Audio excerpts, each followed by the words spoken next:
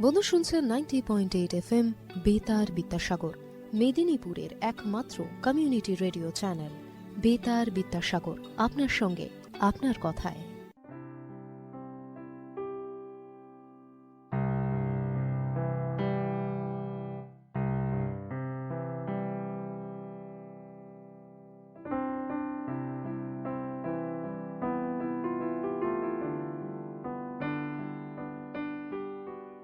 যদি তোর ডাক শুনে কেউ না আসে, তবে একলা চলো রে।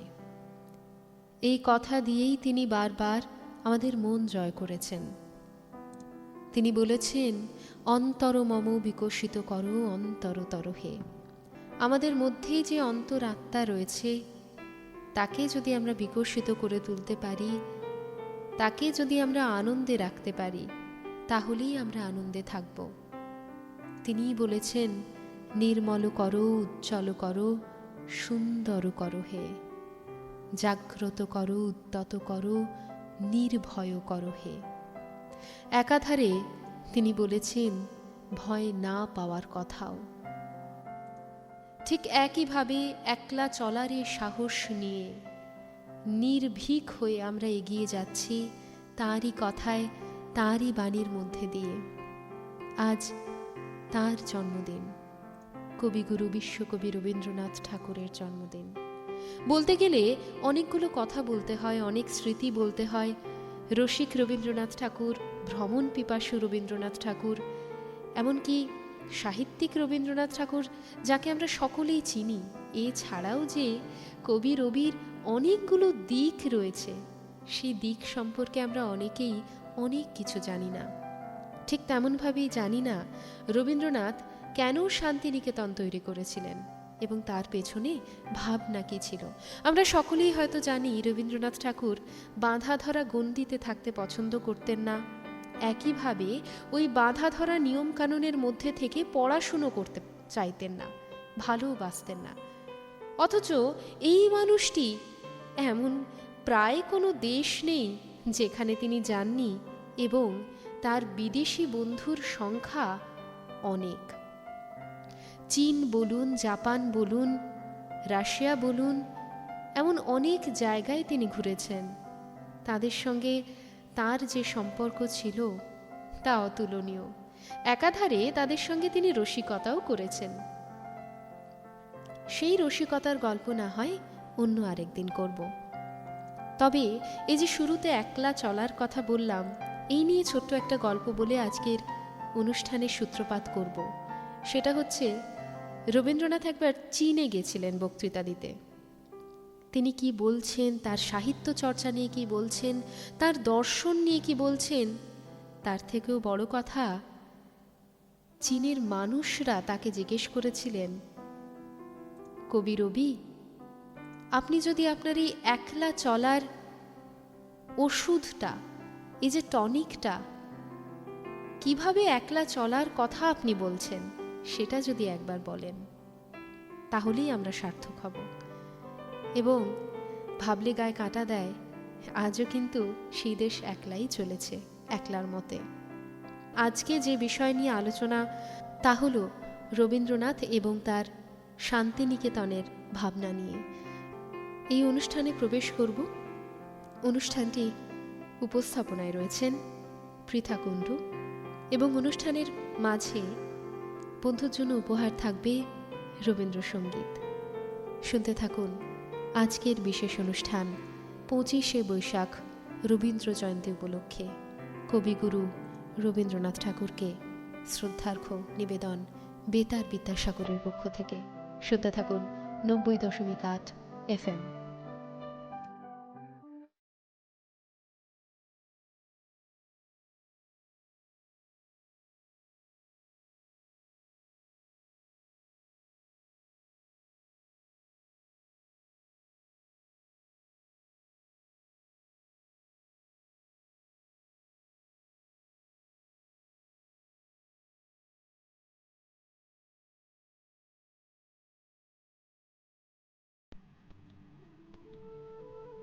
শান্তিনিকেতন নামটি আমাদের কাছে খোয়াইয়ের ধার, খোলা মাঠ, কোপাই নদীর তীর, পৌষ মেলা, বসন্ত উৎসব, বর্ষামঙ্গল আর অবশ্যই রবীন্দ্রসঙ্গীত, বৈতালিকের গান, এ সব কিছু মিলেমিশে এক অমোঘ নস্টালজিয়ার স্বাক্ষর বহন করে।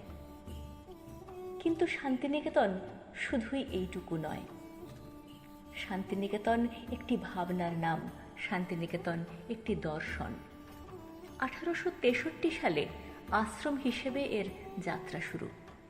রায়পুরের জমিদার ভুবনমোহন সিংহের কাছ থেকে 20 বিঘা জমি কিনে মহর্ষি দেবেন্দ্রনাথ ঠাকুর প্রতিষ্ঠা করেন শান্তিনিকেতন আশ্রম, বীরভূম জেলার অন্তর্গত বোলপুরের কাছে। জাগতিক কর্তব্য থেকে মুক্ত হয়ে প্রার্থনায়, ব্রহ্মের সাধনায় সময় অতিবাহিত করার জন্য গৃহী সাধকদের নির্জন আশ্রয় দান করাই ছিল এই আশ্রমের প্রাথমিক উদ্দেশ্য। 1888 সালে মহর্ষি দেবেন্দ্রনাথ প্রতিষ্ঠিত শান্তিনিকেতন ট্রাস্ট গড়ে ওঠে।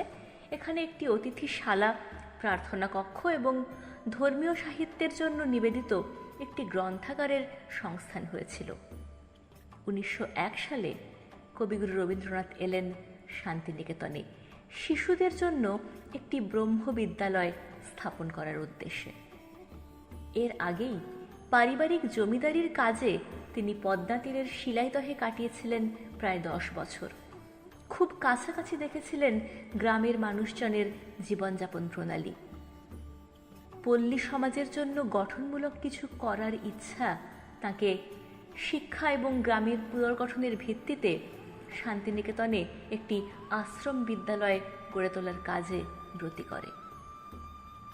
শান্তিনিকেতনে রবীন্দ্রনাথ চেয়েছিলেন একটি আদর্শ শিক্ষালয় প্রতিষ্ঠা করতে। বাল্যকাল থেকেই তিনি ছিলেন যাকে আমরা বলি স্কুল পালানো ছেলে। ধরা বাঁধা নিয়মের নিগড়ে যে শিক্ষা কোনোভাবেই ডালপালা মেলতে পারে না, তা তিনি নিজের জীবন দিয়ে বুঝেছিলেন। আর তখনকার দিনে মূলত ইংরেজি স্কুলগুলি ছিল ভারতীয় জীবনধারা, সমাজ ও সংস্কৃতি থেকে সম্পূর্ণ বিচ্ছিন্ন। শান্তিনিকেতনে একটি আদর্শ ব্রাহ্ম বিদ্যালয় গড়ে তোলার পেছনে তাঁর কয়েকটি বিশিষ্ট লক্ষ্য কাজ করেছিল। প্রকৃতির কাছাকাছি থেকে আদর্শ পরিবেশে শিশুরা যাতে মুক্ত চিন্তার অধিকারী হয়ে বেড়ে উঠতে পারে, পরিবর্তনশীল ভারতবর্ষে নাগরিক জীবন ও পল্লী জীবনের মধ্যে ভারসাম্য বজায় রাখার উদ্দেশ্যে যাতে শিক্ষা গৃহীত এবং দেয় হতে পারে এবং বৃহত্তর বিশ্বে গ্রহণের উপযুক্ত করে তোলার জন্য নিজেদের জ্ঞান ও শিক্ষার সম্প্রসারণ ঘটানো যায়। 1901 সাল অর্থাৎ স্বদেশ আন্দোলনের সময়েই শান্তিনিকেতন একটি বিদ্যালয় হিসেবে কাজ শুরু করে।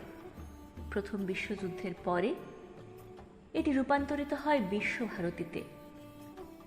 এইভাবে 1863 সালে আশ্রম, 1901 সালে বিদ্যালয় এবং 1921 সালে বিশ্বভারতী প্রতিষ্ঠিত হলেও এগুলি আলাদা ও বিচ্ছিন্ন প্রতিষ্ঠান ছিল না। এর ইতিহাস নদীর স্রোতের মতোই প্রবহমান।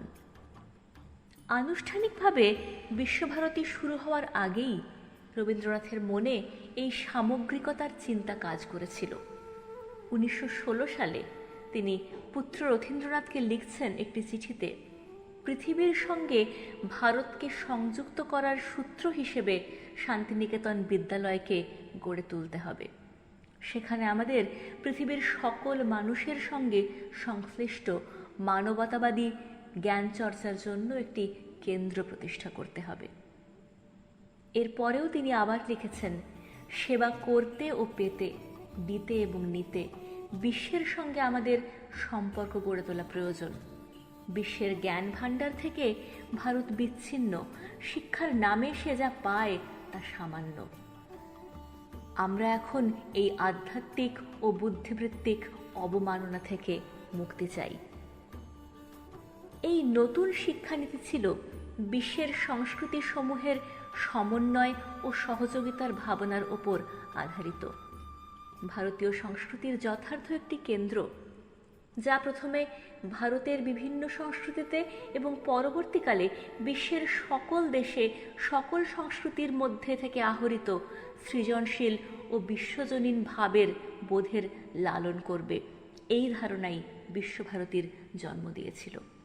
বৈদিক, পৌরাণিক, বৌদ্ধ, জৈন, ইসলামী এবং তার পরবর্তীকালে পাশ্চাত্যের মানব সম্পদ আহরণ করাই ছিল এই পাঠ্যসূচির মেলবন্ধনের আদর্শের অন্তর্ভুক্ত।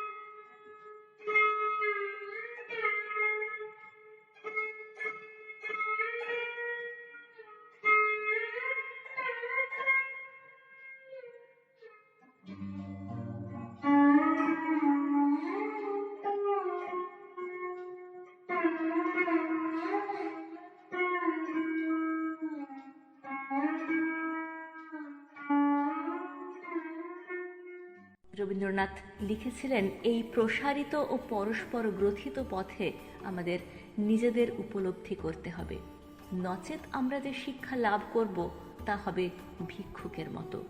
ভিক্ষা করে কোনো জাতি ধনী হতে পারে না। বিশ্বভারতীর ধারণায় এক সার্বিক কর্মকাণ্ডের পরিকল্পনা অনুসৃত হয়েছিল। শ্রীনিকেতনে যেমন অর্থনীতিবিদ, কৃষিবিদ, সমাজকর্মী, চিকিৎসক, স্বাস্থ্যকর্মী, গ্রামীণ শিল্প এবং শিক্ষা বিষয়ে বিশেষজ্ঞরা পল্লী জীবনের সমস্যার বিভিন্ন দিক সম্পর্কে গ্রামবাসীদের সঙ্গে মিলেমিশে কাজ করতেন। গ্রামের যুব সম্প্রদায়কে আত্মনির্ভরশীল করে তোলার জন্য ব্রতী বালক সংগঠন নামে একটি স্কাউট আন্দোলনেরও জন্মভূমি এই শান্তিনিকেতন। সবকিছু মিলিয়ে শান্তিনিকেতন ছিল একটা শিক্ষালয়ের থেকে অনেক বেশি কিছু।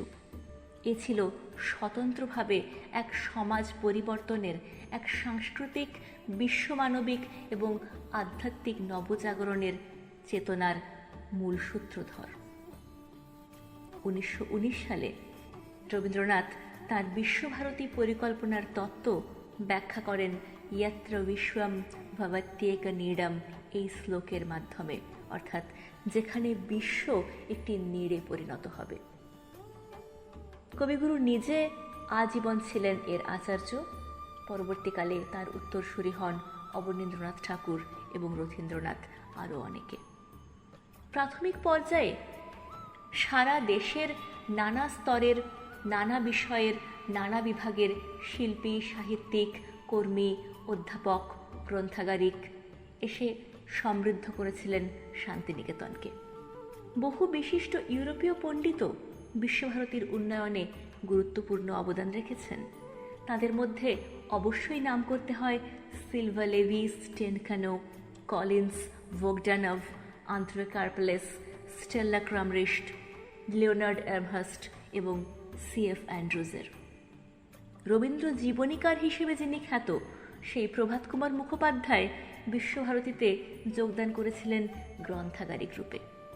আচার্য শৈলজারঞ্জন মজুমদার, যার নাম আমরা রবীন্দ্রসঙ্গীতের অন্যতম দিকপাল শিক্ষক হিসেবে পাই, তিনি কিন্তু এখানে এসেছিলেন রসায়ন বিভাগের অধ্যাপক হিসেবে। এভাবেই আন্তর্বিভাগীয়, আন্তর্বৈষয়িক, আন্তর্মানবিক এবং আন্তঃসংস্কৃতির এক বৃহত্তর জাতি চেতনা গড়ে তোলার কাজে শান্তিনিকেতন বরাবর মানব সভ্যতার কাছে এক বিশিষ্ট অবদান রেখে গেছে। বিশ্বভারতীর বিভিন্ন অঙ্গ, পাঠ ভবন, শিক্ষা ভবন, বিদ্যা ভবন, কলা ভবন, সঙ্গীত ভবন, পল্লী সংগঠন, গ্রন্থন বিভাগ ইত্যাদি 1937 সালের অধ্যাপক তান ইউন সানের সহযোগিতায় চীনা ভবন গড়ে ওঠে, যা চীন ভারত পাঠ চর্চায় এক নতুন সংযোজন। হিন্দি ভবন এবং রবীন্দ্র ভবন সংযুক্ত হয়েছিল যথাক্রমে 1939 এবং 42 সালে। 1941-এ কবিগুরু রবীন্দ্রনাথ মরদেহ ত্যাগ করেন। এর 10 বছর পর বিশ্বভারতী ভারত সরকারের একটি কেন্দ্রীয় বিশ্ববিদ্যালয়ে পরিণত হয়। রবীন্দ্রনাথ তার নিজের সামান্য আর্থিক সঙ্গতি দিয়ে মাত্র 5 জন ছাত্র নিয়ে প্রথমে শুরু করেছিলেন বিদ্যালয়টি। এর ব্যয়ভার নির্বাহের জন্য কবিপত্নী মৃণালিনী দেবীকে নিজের সমস্ত অলংকার বিক্রি করতে হয়েছিল। পুরীতে তার বাংলোটিও বিক্রি করে দিয়েছিলেন রবীন্দ্রনাথ। পিতার শান্তিনিকেতন ট্রাস্ট থেকে আসা 1800 টাকার উপর নির্ভর করতে হতো অনেকখানি। পরবর্তীকালে অবশ্য শিক্ষক, অধ্যাপক, কর্মীরাও সাহায্য করেছিলেন নানাভাবে। পিয়ারসন, CF অ্যান্ড্রুজ এরাও তাদের সর্বস্ব শান্তিনিকেতনের আশ্রমে দান করেছিলেন। আর আজ কেন্দ্রীয় সরকার এই বিশ্ববিদ্যালয়ের সমস্ত ব্যয়ভার বহন করে। এর পরিচালনে এসেছে নানা পরিবর্তন, যা যুগের সঙ্গে সঙ্গে আমাদের মানিয়ে নিতে হয়েছে। সে পরিবর্তন ভালো কি মন্দ সে কথা বলার অধিকার এই স্বল্প পরিসরে বোধহয় আমাদের নেই। কিন্তু আজও শান্তিনিকেতন ও শ্রীনিকেতন, পল্লী সংগঠন, সাংস্কৃতিক জীবনচর্যা, বিশ্বভারতীর আদর্শ, এই সমস্ত কথা যখনই আমাদের মনের গভীরে নাড়া দেয়, তখনই মনে হয় আজও শান্তিনিকেতন অতীত দিনের জীবনকে, মুক্ত প্রকৃতির কোলে শিক্ষা চর্চাকে, সাংস্কৃতিক চর্চার এক নতুন আস্বাদকে স্মরণ করিয়ে দেয়। খোলা মাঠে ক্লাস, মৌসুমী উৎসব, মন্দিরে প্রার্থনা সভা এবং সঙ্গীতের মাধ্যমে অতীত জীবনের এক মোহনীয় আভাস আমাদের চোখের সামনে তুলে ধরে যে শান্তিনিকেতন, তা আজও নানা পরিবর্তন, নানা পরিবর্ধন, ভালো মন্দ সব কিছুর মধ্যে দিয়ে বহমান হয়েও রবীন্দ্রনাথের স্মৃতি, তার কাজ, তার শিক্ষা চেতনা এবং তার বিশ্ব মানবতার চেতনার সামগ্রিক উত্তরসূরি হিসেবে নিয়ত বহমান।